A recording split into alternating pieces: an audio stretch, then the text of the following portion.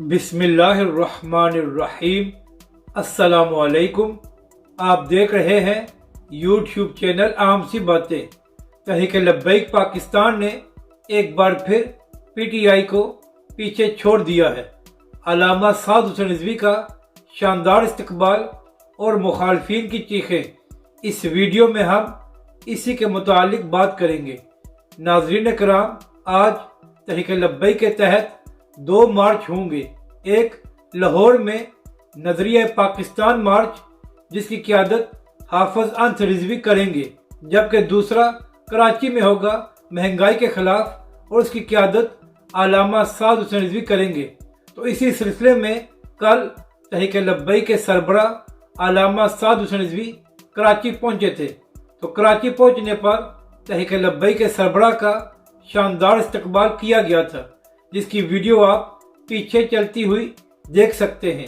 علامہ سعد حسین رضوی کا استقبال اور آج تحریک لبیک کا مہنگائی کے خلاف مارچ دیکھ کر یقیناً مخالفین کو بہت تکلیف اور پریشانی ہوگی کہ ہم نے اس جماعت پر ہر قسم کا ظلم کیا، ان پر پابندیاں لگائی، مگر اس کے باوجود تحریک لبیک پاکستان کمزور نہیں ہوئی، بلکہ پہلے سے زیادہ مضبوط ہو کر سامنے آئی ہے۔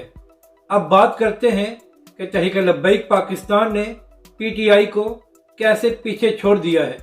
تو ناظرین کرام، آپ سب جانتے ہیں کہ عمران خان صاحب کے خلاف تحریک عدم اعتماد جمع ہو چکی ہے، اور خان صاحب کی حکومت بہت مشکلات کا شکار ہے۔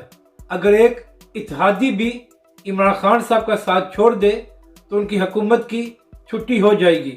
تو اسی حوالے سے تحریک انصاف کے کارکنوں نے عمران خان صاحب کی حمایت میں ٹویٹر پر ایک ٹرینڈ کیا، جس کا نام تھا آخری سانس تک عمران خان، اور اس ٹویٹر ٹرینڈ میں تقریباً 82,000 کے قریب ٹویٹس کیے گئے، جبکہ دوسری جانب تحریک لبیک پاکستان، جن کے ہزاروں اکاؤنٹس کو سسپینڈ کیا جا چکا ہے، آج سے کچھ عرصہ پہلے بالکل اسی طرح کا ایک ٹویٹر ٹرینڈ تحریک لبیک نے کیا تھا، جس کا نام تھا آخری سانس تک لبیک۔ تو ناظرین کرام، اس ٹویٹر ٹرینڈ میں تقریباً 2,04,000 ٹویٹس کیے گئے تھے۔ تو یہاں سے اندازہ لگا لیں کہ تمام تر پابندیوں اور مشکلات کے باوجود تحریک لبیک پاکستان سوشل میڈیا پر کتنی بڑی طاقت ہے۔ اپنی رائے کا ضرور اظہار کریں کہ آپ کو یہ ویڈیو کیسی لگی، اور ہمارے اس چینل کو بھی سبسکرائب کریں۔